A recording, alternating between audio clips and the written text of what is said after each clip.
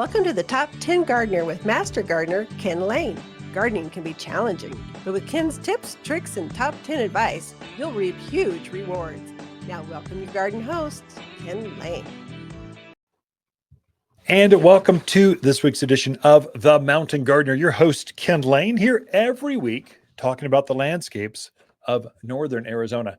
And this is the time the mountains of Arizona are famous. Spring can be a little windy. Summer is just hot and rainy.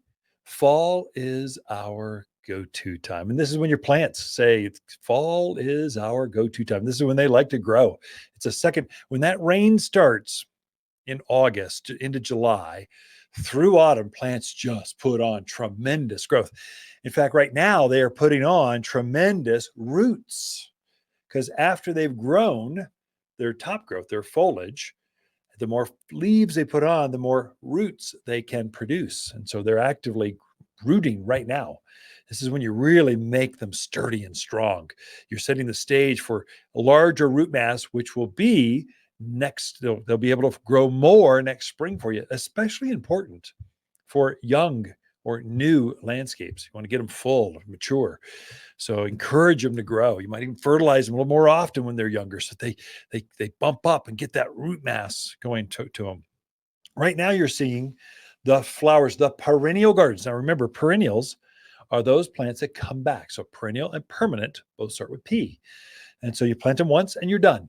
And they just get bigger and more glorious as they mature. So you got peonies, they can grow 50 years or they can live as long as trees.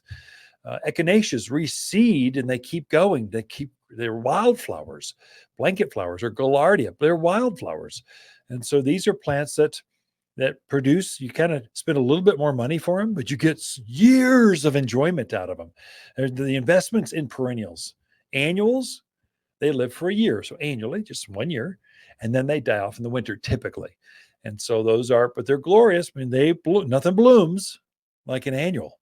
But some of the new perennials of autumn are showstoppers. They put the annuals to shame with the colors, the intense, vibrant colors, the textures, the size of the flower. We've got a new Ito peony. Just came in. Itos are not Ito peony. That's Mashudos hibiscus. Sorry, I had my perennial on the brain. So I've got Mashudos hibiscus. This is a tropical looking. So you folks from Hawaii or the southern, the tropical areas, you love your big hibiscus. The flowers are as big as your head. That's this one, but it's hardy for the mountains of Arizona. So it's a true perennial. That is, it's up about hip high. It gets about 3 foot high, 3 foot wide, kind of a beautiful mounding shape. It's got a lacy type of foliage to it, but then the flowers emerge this time of year. The flowers are as big as your hand. They're huge and they're consistent. They always do this every late summer through autumn. You can count on it. Nothing else is quite like this. Now, it is a perennial. That is, it will die back to the ground. So it's not like our Rose of Sharon. Rose of Sharon is it's a hardy hibiscus that's a shrub form. This one actually is a perennial. So it grows at 3.5 feet all in 1 year. And then it puts on these massive flowers. And then it will hibernate underground for the winter. Then it comes back and does it all over again. So usually in January, February, March, somewhere in there, late winter, you're pruning this thing back, fertilize it, and it comes right back and does it again. You only find these at a garden center in summer through autumn. So it's late summer. They're just showing up now. So this is the time to plant them for years of enjoyment. It's just kind of a unique flower. We've had hibiscus all spring, but they're the smaller flowers. This is that massive tropical. You just want to, it's just beautiful. Nothing's like it. Another one that comes up is your Croconia, which is a bulb that is fluorescent in its color. I mean, it is so bright. The foliage stands up hip high, and then the flowers hover above that, and they are covered in flowers. The hummingbirds are just going nuts over the flowers. You only find this time of year. It blooms every year, this time of year through autumn. Then it hibernates underground. You cut it back and it starts over again next spring. That's the beauty of perennials. And so you've got all kinds of varieties coming up. New lilies showing up. We have a new heuchera or coral bells. It's got black foliage. I mean, it's super cool. I mean, black, usually it's greens and gold, fuchsias and reds, purples. But black, oh my gosh, you put that with some brightly colored flowers like echinacea, and it just pops. It just really, really looks good. It's fun to design with flowers of autumn because they just look so, it's just so easy. If you do container gardens, let's say your apartment or you're renting and you've got containers on your patios or your decks, that kind of stuff, this is the time of year you're out there enjoying the weather this time of year. You want some pretty things to kind of come or to dress up or to decorate your container gardens. This is the time you put them in. The first of the fall mums, pansies, vegetables all showed up this week. They're in full. It's time to start putting your broccoli and lettuce and cauliflower and Brussels sprouts and all the other fall crops. It's time to put your pansies and violas, kales, and your mums. The mums are garden mums. Now, there's different types of mums. So you need to be aware of this as a new gardener to hear. Hardy garden mums, they like the cold. They need to be reset by the cold.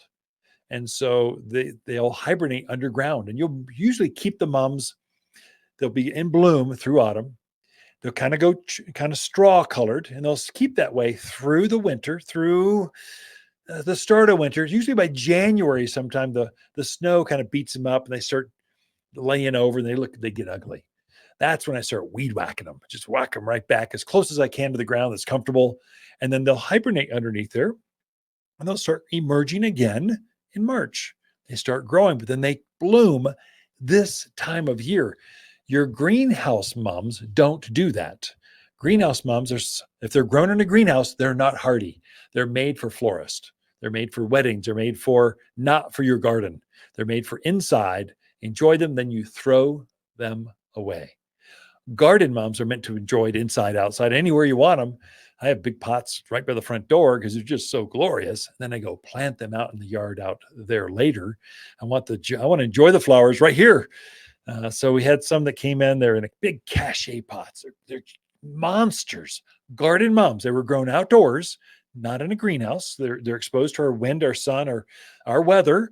They're grown outdoors. Then you can put them out there, and they just adapt really well. There are so many buds on this like 3 to 4 foot across mum. I mean, it is awe-inspiring, covered in flower. You can't see the foliage. It's so magnificent. That's what autumn can do. That's autumn.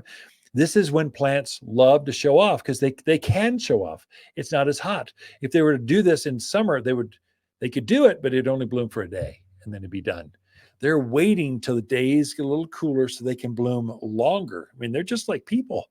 I'm not going out there in the sun for what? You kidding me? I'm going to wait, just kind of hold things together. Then I'll start blooming when the heat is off. And that's what your flowers are doing right now. Echinaceas, there must be a dozen varieties.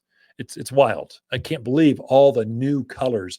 In fact, if you want to see all of this year's colors, I was at our test garden. So we plant all of these plants and test them out in full sun.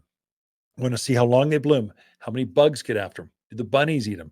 How do the colors wash out in the sun? Do they hold up straight in the wind?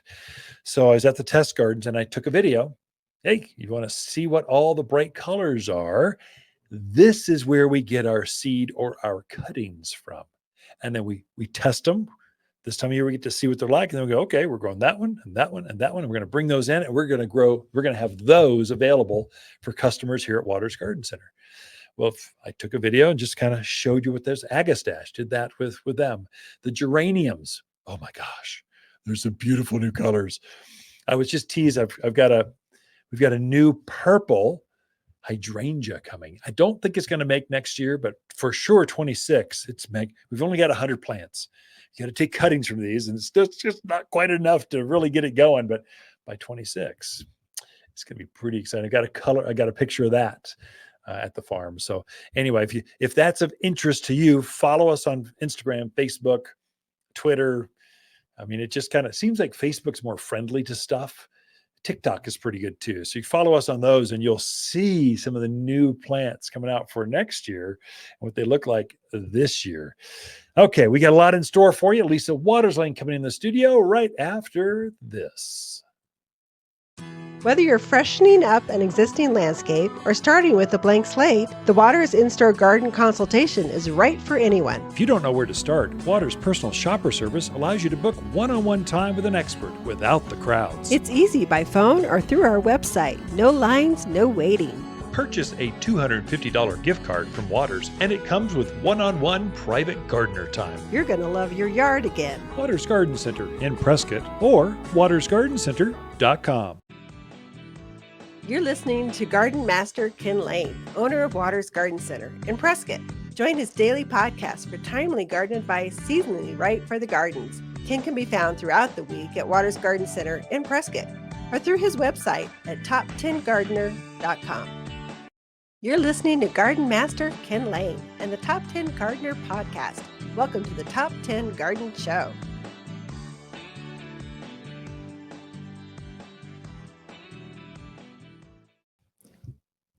And we are back in the studio. We've got Lisa Lain. What is going on there? It's giggles are all over. I just saw myself on the camera. And oh, don't look. Isn't that pretty? We've got faces for radio. That's what they say. Nah. Thank you. If you've been out working in the yard, we're at the garden center. We've got a studio here, and so we've been working it. You jump on a semi all day, and then you jump on here to be fresh and entertaining, exciting. It can wear on you just a little bit. Did I ever tell you about so we have this really nice customer, wonderful man comes in, and usually people get used to seeing me at the garden center and they don't see me other places. And he happened to see me at an event we were at. And I said hi, and I could see him trying to place me. I'm processing.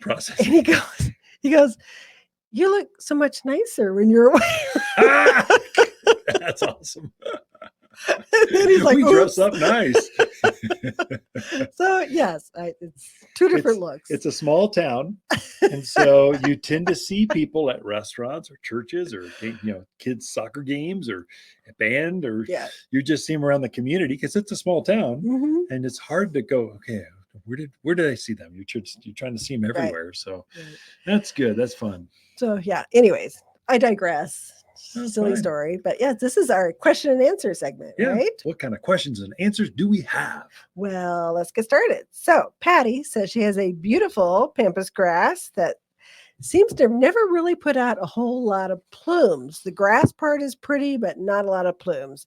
So her question is, how can she fix that?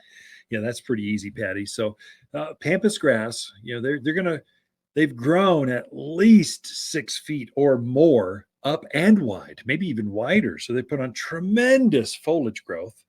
And so it takes a lot of energy to pull that off. It's not like they're just growing. You got to fertilize a lot and fertilize often. Here's the insider tip.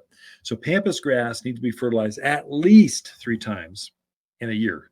So Patty, you're going to fertilize at Easter in the spring, at 4th of July, probably really important for Pampas grass because they're feeding off that rain and all that new growth. They just go into supercharged mode. So feed them at Independence Day, and then fall. Feed them at that Halloween stage. So Easter, Independence Day, Halloween.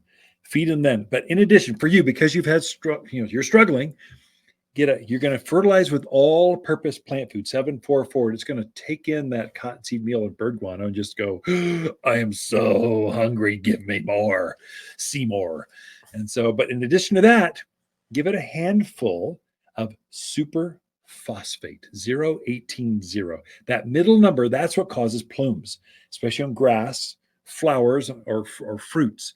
Sprinkle some of that at the same time. Every time you fertilize with the all-purpose plant food, give it a handful of superphosphate, and you will have some of the nicest, biggest, the whole plant is going to be covered in these beautiful, fluffy plumes. For you, those of you that don't know what Pampas grass is, it's a tall grass, at least head high, and it puts on these gigantic white plumes over the top of the plant. If you don't do what I just described, you'll get thin, wispy plumes, if any. It'll just stop blooming if you don't fertilize enough. And so that's kind of the secret, the insider tip on that. So just fertilize more often. Easter, Independence Day, and Halloween at the same time. Give it all-purpose food and superphosphate, and you will have. And Patty, you still have time. I would say come in and get a bag of all-purpose and superphosphate now, because they're starting to bloom. You're starting to see that flower hover above the fall. There's still time. Then it will keep those flowers on there until sometime in January, when the snow kind of really beats them up and start laying down. Then you kind of cut them back to the ground or close to it, and you start all over again. All right. Watering helps too, like more good, consistent watering. A lot of people think they're just really, and they are drought hardy, but when you want those pretty plumes, you need to increase your water. Mostly, I see folks, they're just, you'll drive down a neighborhood, go, oh, they fertilized. Oops, they didn't. Oh, they got it. Oh, they've got the flowers, but they're real thin. They're they're anemic. Fluffy. They should be fluffy, as big as your head. Or bigger. All right. Next question is from Paul. He says he shut down his irrigation because it seemed like they were getting so much rain. Yeah. He goes, he's thinking about getting ready to turn it back on because we've dried up some. His question is, do you keep the same watering schedule that you did earlier in the summer? Good question, Paul. So turn it back on, because rain is very inconsistent right now. We'll see some more rain, but it won't be that 3 inches of 3 inches we had last month before. So it's going to need watering. Yes, you do water the same amount. You never play with how long the irrigation runs. It always runs the same length of time. That just take that variable out of your brain, out of your thinking. What you're playing with is the frequency. How many days can I go before I have to kind of redo it again? So trees and shrubs, you're probably watering right now through October, probably once a week.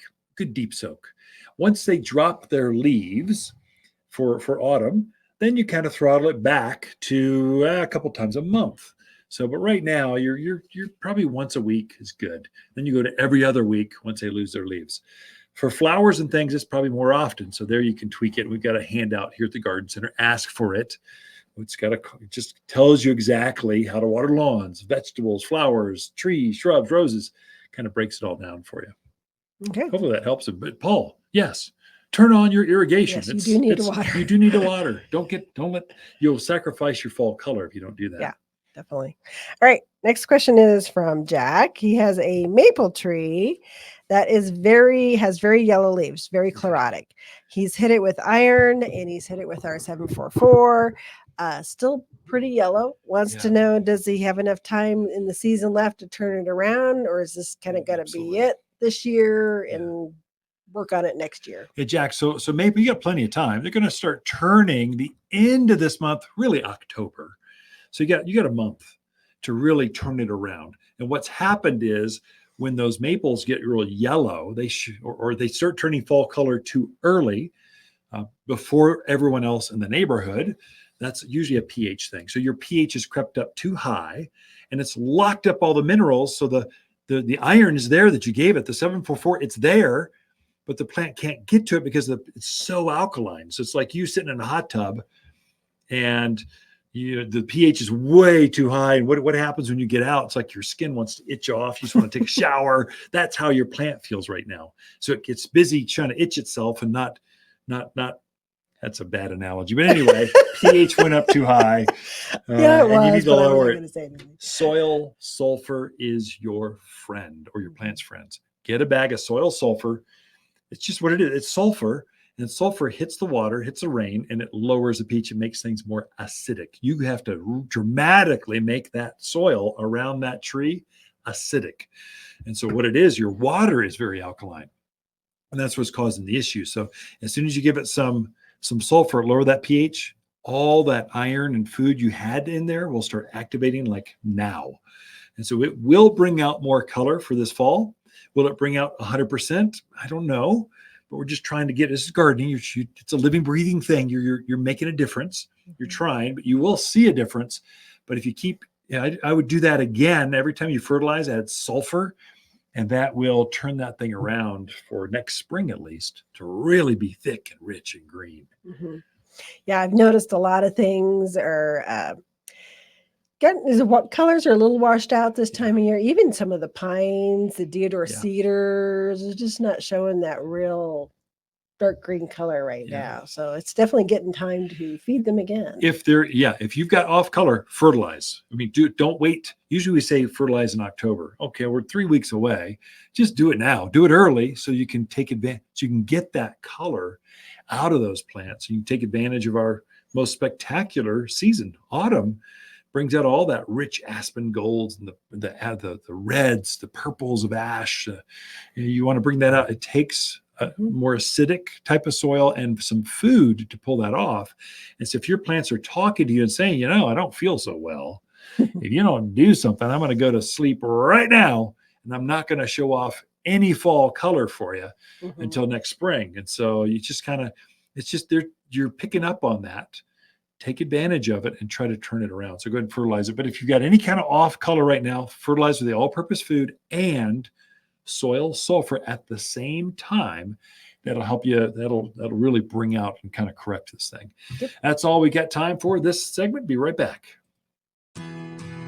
If new neighbors are encroaching on your privacy, we have just the solution. At Waters, we have an entire section of thick, bold plants dedicated to privacy. Fall is a time to plant a new privacy hedge, and we're here as advisors. Take a quick measurement and snap a picture before you come visit, and you'll quickly be living in privacy once again. Plus, our team of experts know how to plant to increase plant growth next spring. We'll show you how. Waters Garden Center. We know privacy in your backyard. You're listening to Ken Lain, aka the Top 10 Gardener.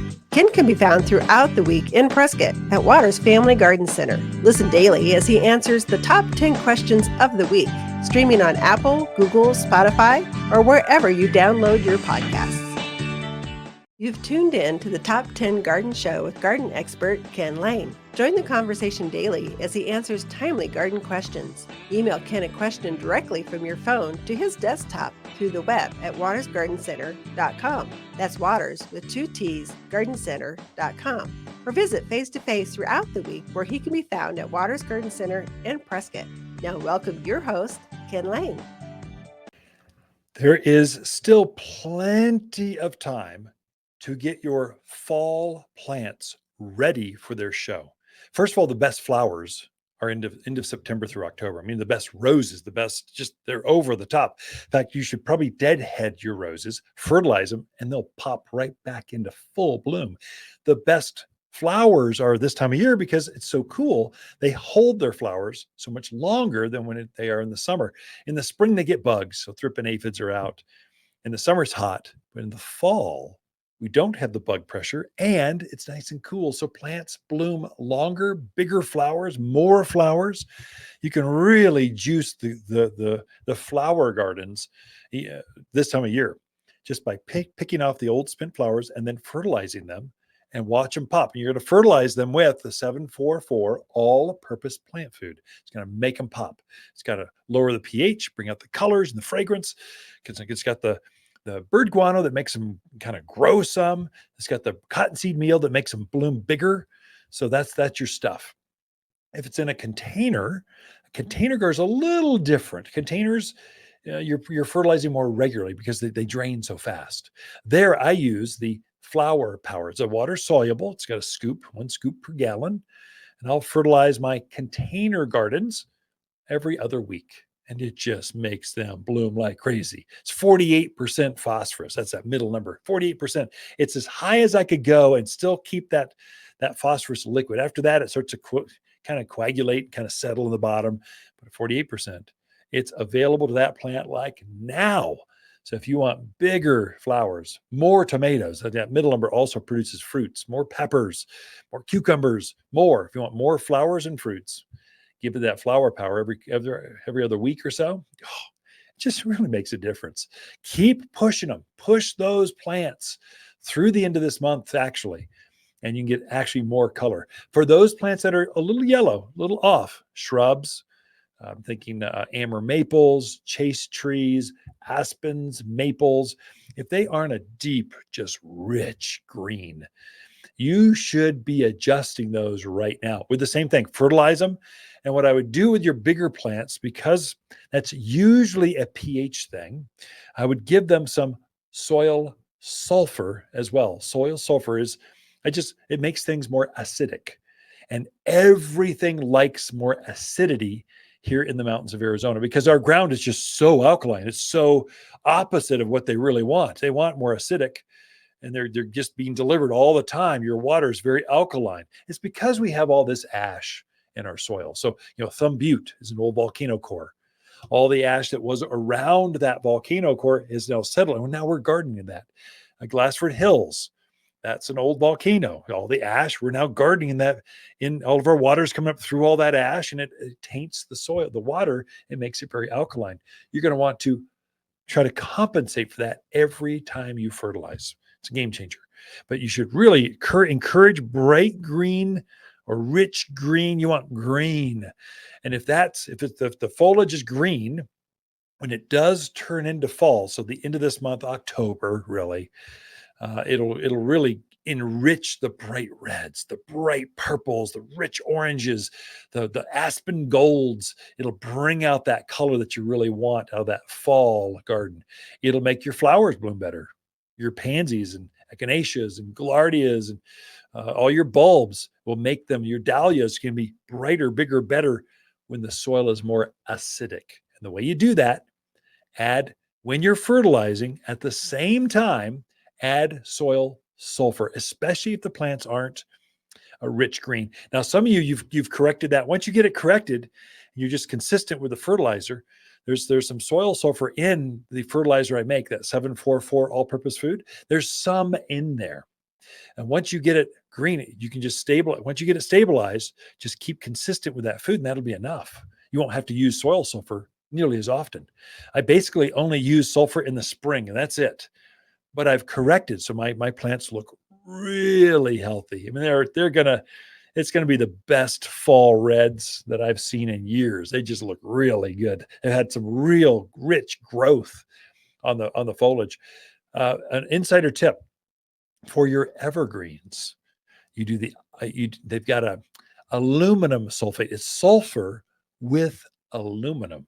If you give them that will bring out that rich silver bloom, and it just makes your deodar cedars they'll be blue, not green, with that yellow hue. It'll be blue with a green hue. It's a game changer. Your Colorado spruce will be silvery blue because it's picking up that aluminum. You're lowering the pH and it's picking up the aluminum at the same time, and it just coats the foliage with this bright aluminum, kind of platinum colored. It just really is striking. You can really play with. It's fun as a gardener to play with the chemistry and the fertilizers of the plants to really bring out the most health, the most beauty out of those plants. Well, we got a lot more in store for you. Got to take a quick break, pay a couple bills. We'll be right back after this. Water's garden companion plants for September are pampas grass, honeysuckle, raywood ash, and lacy blue Russian sage. Lacy blue Russian sage is a Water's preferred perennial for its compact form that doesn't flop over in the landscape like others. The spiky blue flowers bloom summer through fall with aromatic foliage detestable to all animals. Simply stunning at the edge of dry stream beds mixed with wildflowers. Shop in-store or online at watersgardencenter.com.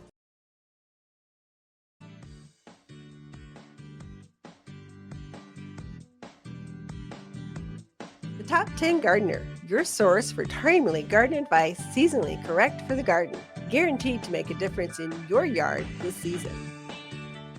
You've tuned in to the Top 10 Gardener with garden expert Ken Lain. Join him daily as he answers timely garden questions that are sure to make a difference in your gardens. Now welcome your host, Ken Lain. And we're back with Lisa Lain in the studio. She's got this segment all to herself. Comes up with a topic. She takes pressure off of me, having to come up with 6 topics for every show, every week. Can be kind of a brain drain sometimes, especially if you're tired, you've been unloading trucks or teaching other classes or writing columns. You're going, okay, different hat. We're going to put on a creative radio hat, a podcast hat, and be entertaining in front of the camera. Woo! So she takes a piece of that and kind of takes the edge off. Plus, I think there's too many men talking radio show stuff, talking plants, and we need Just that too many female men touch. talking. There's too many Seems like we need more female radio pod, just garden information in general. And so she's my sweeter, better, prettier side, smarter side, been doing this for longer side. Why not put Lisa on the radio? Sure, why not? Yeah. What do you got for us this So week? last week we talked about fall flowers, those flowers Right. that just look fabulous in the garden in late summer, early Fabulous fall. fall foliage. There you ooh. Yeah. So this week I wanted to talk about ornamental grasses. It's another one of those plants that really starts to shine late Yeah. summer, early fall, through winter. Those ornamental grasses are just terrific out in the landscapes. And I, for one, think they're way underused in a lot of our agreed. landscapes around here. A lot of places don't know how, like Phoenix, they don't use grass. Mm-hmm. Tropical climates like Palm Springs, Tucson, California, they don't use grasses, but the Midwest, they know how to use grasses really well. The mountains, Denver really knows how to use grasses.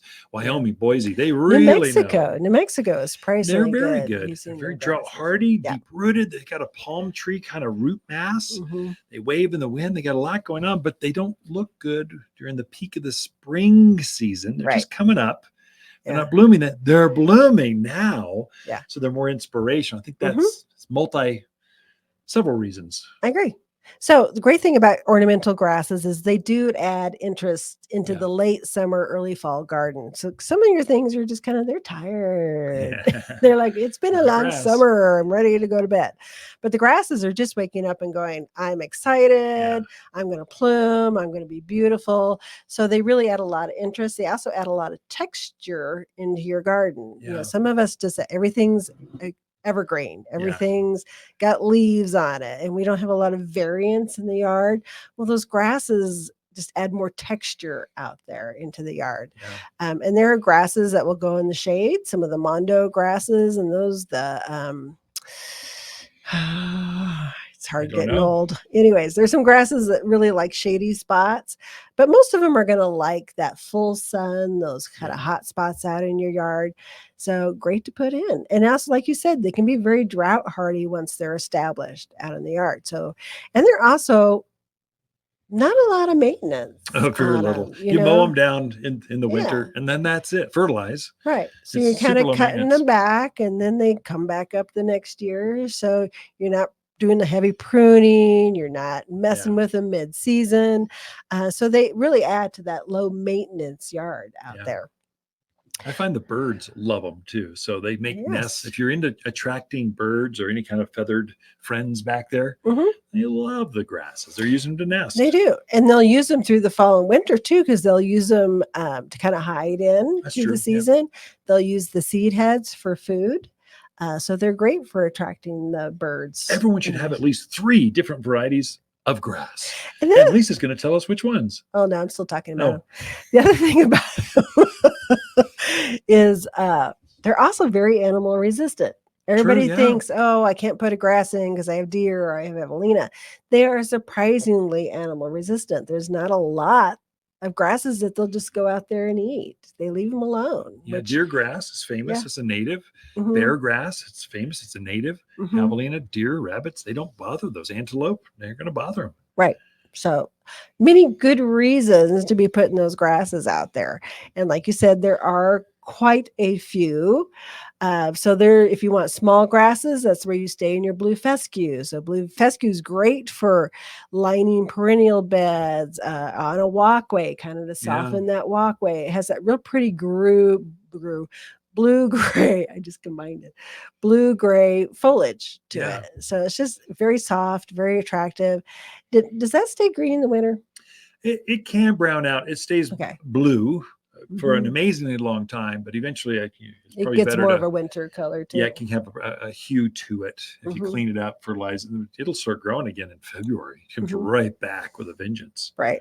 The other thing, blue fescue is great in containers too. So if you're doing some fall containers with your mums and pansies, throw a fescue in there. It actually is very pretty out there in your fall containers. Mhm. So we also have things like Carl Forester, which is probably one of my favorite It's pretty. grasses. It's one of the first ones to kind of green up and to bloom. And it puts on kind of a nice little wheat stocky kind of flower to About it. chest high, not chest high, but maybe hip high or so. Yeah, 4 something foot, like that. I would say Yeah, 3 to 4. 3 to 4 foot, and then it sends the plumes up on top of that.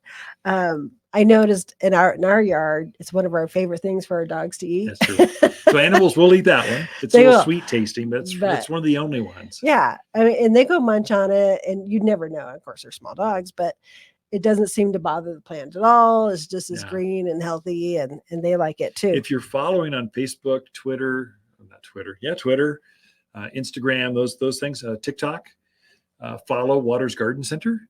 And I was at our display gardens, and I have switchgrass and one on Carl Foresters. How they are used in the landscape is spectacular. I got a new camera, having fun with it, just some great angles. And it's kind of exciting to play with. But if you want to see how to use those at maturity, just tune in, watch. They will be showing up on our social media sites very quickly. Switchgrass is another, you mentioned that. It very is a similar. really pretty grass, and its plume is kind of just a real fine, feathery, really pretty when the wind kind of hits it and it sways. Another one like that is the muhly grass, which stays a little bit shorter, I think, than the switchgrass, but puts on that kind of anywhere from cream to pink to almost dark purple, depending on the variety you get. Beautiful when the sun kind of hits it from behind. It's starting to go down, the winds, man. You want to sing, what's that song? The Kumbaya. Kumbaya. You just went into breaking the song, and here she is. Well, they talk about the waves of grain. Anyways, it makes gotcha. me think of it. Sorry, brain's not all there.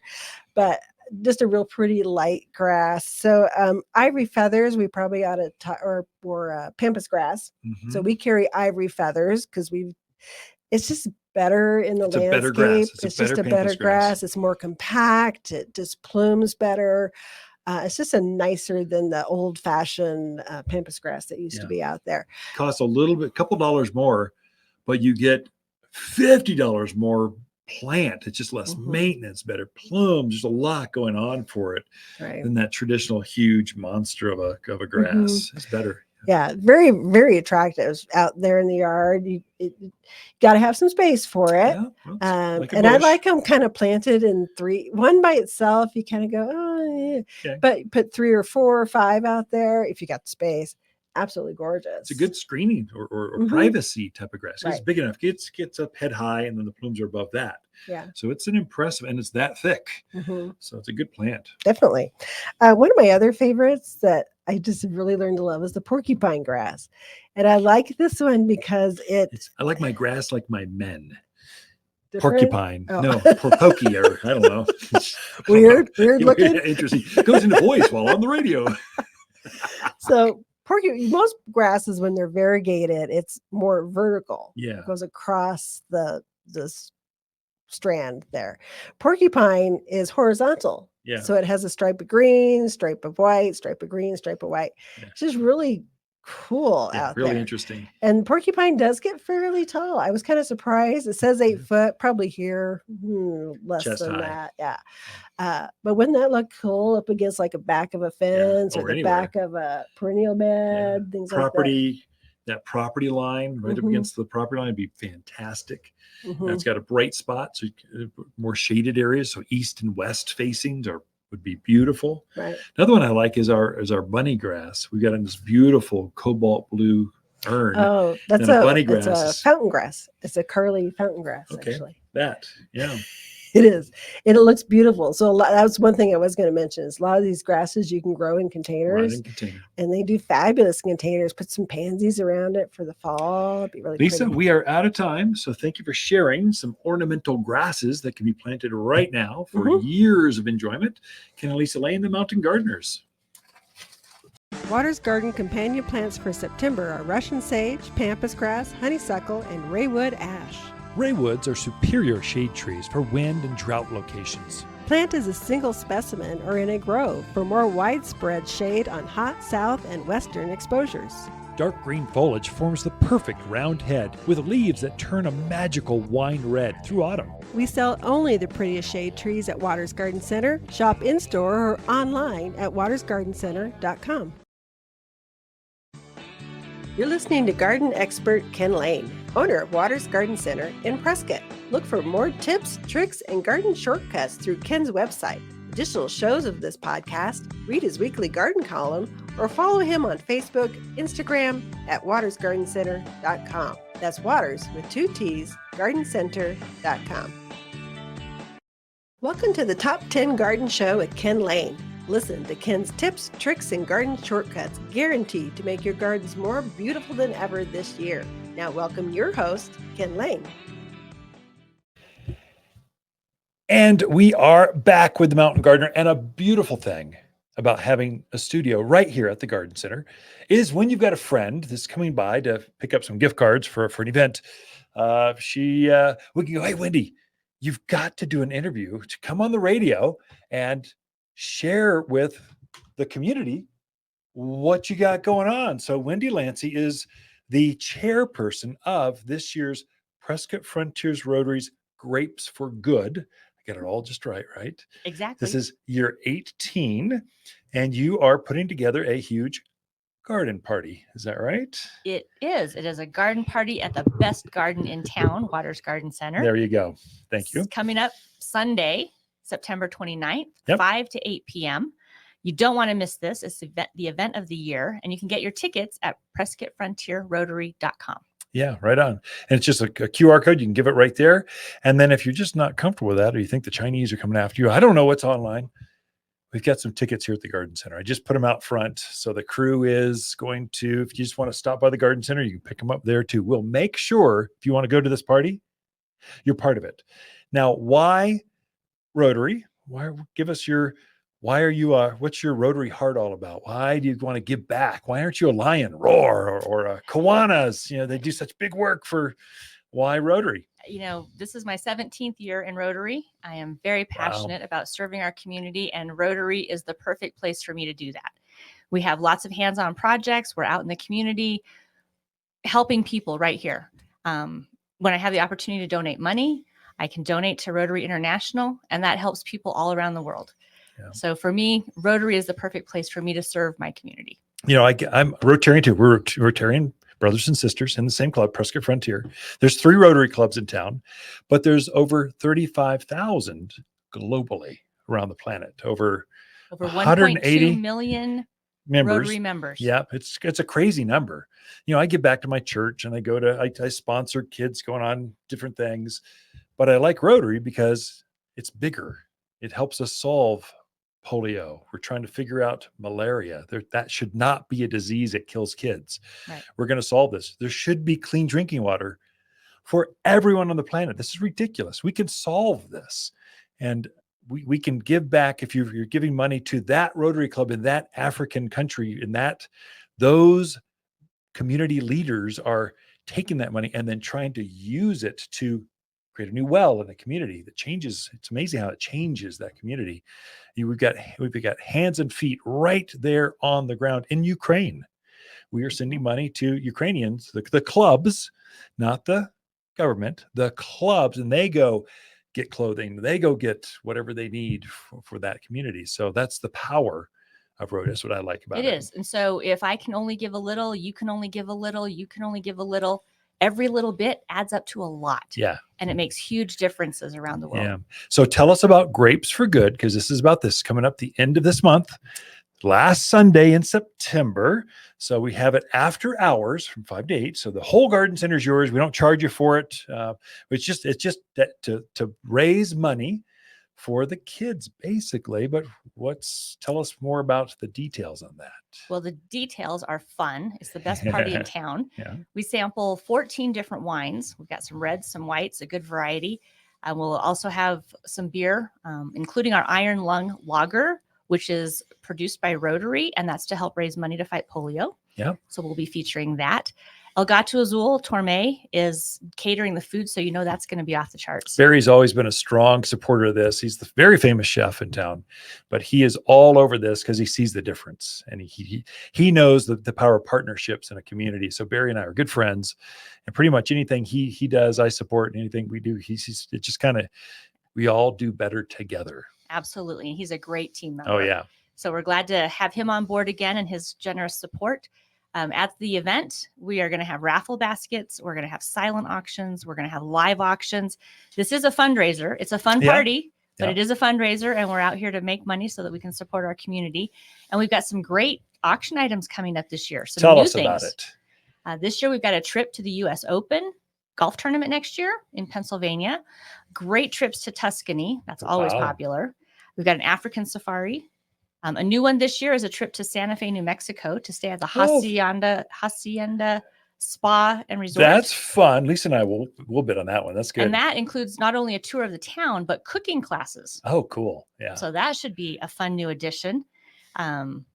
Let's see. We've got a resort down in Scottsdale, a spa and resort that's given a generous gift certificate there. So if you don't want to drive far, don't want to fly anywhere, that's a good option. Yeah. That's here local. So some great trips included in the auction. Very generous donations from our community here. Several of the restaurants in town. We've got gift cards. We've got golf packages, including Talking Rock and Capitol Canyon. Nice private clubs. Yes, you can get in if you simply come to the Grapes for Good party. That's right. That's good. That's right. And so bring your dollars, bring your checkbooks, bring your credit cards. It's all about raising money. And like you said, Ken, we support a lot of the kids programs here in town. So the money that we're raising, we're spending here with the Prescott School District Summer School Program. We're supporting the Boys and Girls Club. We have a college scholarship program at Yavapai College. It's not a small one. It's like 20 grand. It's a huge fund. And that's an ongoing scholarship. We fund it every year. Yeah. So it's not just a one-time thing. We're supporting Imagination Library. That's bringing free books to children newborn to age 5 every month. Amazing. And over the years, as we've increased our fundraising, the community's been very generous. It started out only available to a couple of zip codes in our area. Yeah. But over the years, now we're raising enough money that it's available to every child in Yavapai County. Yeah. That's the power of Rotary. They couldn't have done it without. Now, I think all the Rotary clubs are joining in on that now. It's grown. It's taken on a life of its own. But we were the founding Rotary club that kind of got Imagination Library. That's Dolly Parton's initiative to make sure every kid can read. And they've got a library in their house through a book every month till age 5. It's an amazing program. It really is. And, people say with technology and Kindles and computers and tablets and phones and all these things, you can just read on that. But there's nothing like a child sitting on mom and dad's lap reading an actual book. I signed my last grandson up for it because he's now 1 year old. He's gotten 12 books, or maybe just a couple more. And we still love sitting down and touching and reading and talking and just because you can animate a book. You can just go, and I'm an animation guy. So we have fun. It's not just the words. It is acting. It's the whole thing. It's imagination while reading. That's the beauty of that. That's a difference of a book. So September 29th.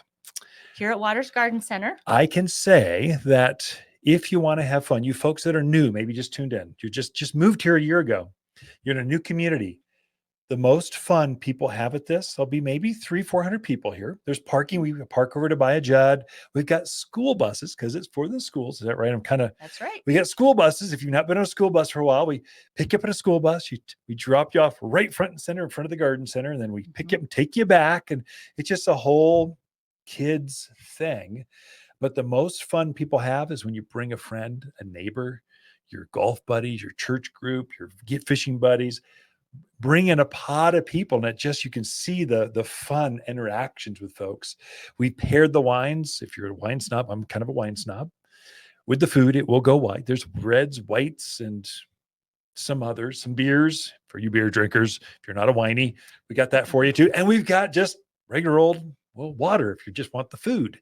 That's all good. So it's not a drinking party. It's a classy garden party. Wear your Hawaiian shirt. Come on, really enjoy just relaxing. The weather is great. Usually, I'm going to knock on wood here because we're past. That's why we picked the 29th. That's good. We're past monsoon season. Right. The venue is perfect. The weather is perfect. The atmosphere is incredible, and we're going to have the group Mood Swing. They're a local jazz band, and they're going to play at the event live. Yeah, they're really good. So that just adds that extra little bit of fun to our event with live music. And Greg Mangarelli will be our auctioneer this year. Ooh, he's a professional, right on. He is. I mean, he's like a real deal. He is Yeah, licensed, it's good. certified, whatever you got to do to be official. He's it. So I'm sure that he's going to make our auction a lot of fun. Where do people go for tickets, or if they want to donate now, or they can't make it, they just want to donate? Where do they go to? PrescottFrontierRotary.com. Okay. Look for the Grapes for Good flyer. It's a big flyer in the middle of the page. Right underneath that is a link. Gotcha. And on that link, you can buy tickets. You can buy a sponsorship. And if you aren't able to attend the event, but you want to donate and you want to join us in helping our community, there's a button that says donate. Yeah, that's awesome. And you can put any dollar amount in there that you want. Yeah. I appreciate you being here. Folks that are tuned in, donate to it. It's a great cause. We raised over $100,000 for the community last year, and we have given all of it away last year. We need to raise some more so we can do more good. So Wendy Lancey with Prescott Frontier Rotary's chairperson of this year's Grapes for Good. Thank you very much. September 29th. Be right back after this. Don't go anywhere. If new neighbors are encroaching on your privacy, we have just the solution. At Waters, we have an entire section of thick, bold plants dedicated to privacy. Fall is a time to plant a new privacy hedge, and we're here as advisors. Take a quick measurement and snap a picture before you come visit, and you'll quickly be living in privacy once again. Plus, our team of experts know how to plant to increase plant growth next spring. We'll show you how. Waters Garden Center. We know privacy in your backyard.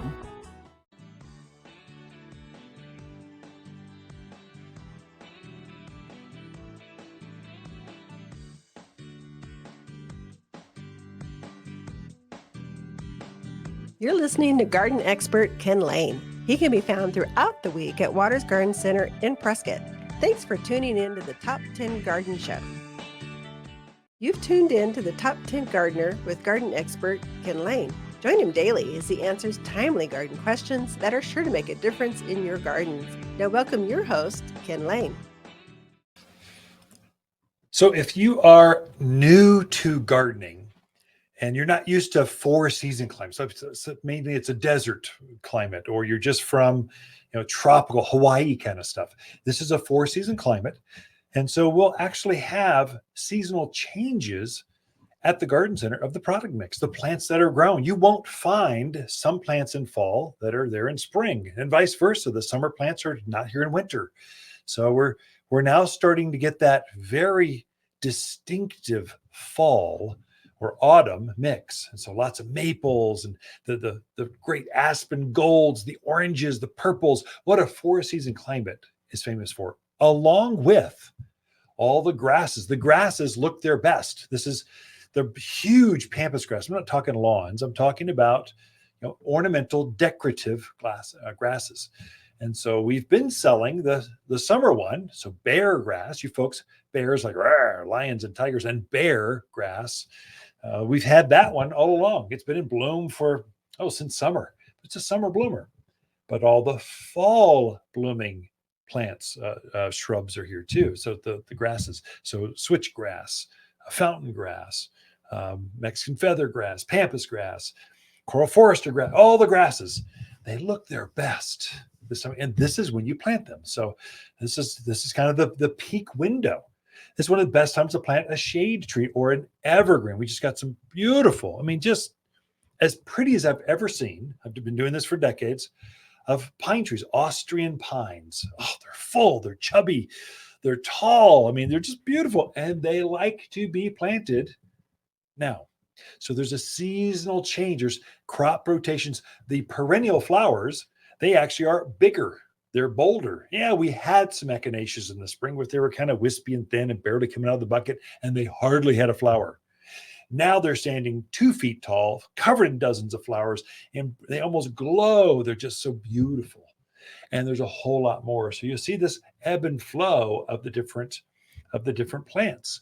That's why if you're new to gardening, you want to visit a garden center more than just in the spring. Because what you'll get is the spring mix, and you'll miss out on the summer, fall, and winter mixes. So it's kind of good to see the new things coming in. And then those things, they're not going to be there. I have to guess how many I think we're going to sell in that block of window. And when we're out, because it took 2 years to grow some of these grasses. So I had to plan in 2022 just to guess how many of these things we might want. We might want that now. Trees the same way, perennials. So some of these things some crops really fast. Annuals, they take 6 weeks. They're easy. That's why box stores, they mainly focus on annuals. It's a quick rotation. But perennials take at least a 2-year commitment when you're growing those. And so you'll see this different product mix. We show these things off every Saturday. If you're interested, we have free garden classes every Saturday at 9:30. They go through October. Then we take a little break, then come back at it with the pruning session, the winter mix in January. So I basically need a break in November and December. So it's for me, not for you. So we'll have garden classes every Saturday here at Waters Garden Center at 9:30. Kind of hang out. There'll be 30, 40 people at a class, another 30 or 50 watching it online. So they're an hour long. Please join us. You're hanging out with other gardeners, which is kind of fun. Other than that, throughout the week, Lisa and I, we camp out here at Waters Garden Center, and we do really enjoy talking plants with local gardeners. Come visit. Yavapai County is a place of families, healing, and giving back. And that's why service clubs like Rotary does so much good in our community, and you can get involved. Rotary is partnering with Prescott Schools, Dolly Parton's Imagination Library, Bradshaw Mountain Interact Leadership Club, and more. Each helps students up their skills, graduate on time, and become stronger citizens. That's a lot. Rotary is hosting a Grapes for Good garden party with fine wines, fine food from El Gato Azul, and raising money to scholarship this year's Kids in Need. Join us. Our sponsors covered all the costs, so your donations go 100% for the good. The party is in the gardens here at Waters Garden Center. The tickets sold online at PrescottFrontierRotary.com or in person at Waters Garden Center. Join us. If you want a more fruitful garden, increased success in landscape that just feels better, then tune in daily to the Top 10 Garden Podcast.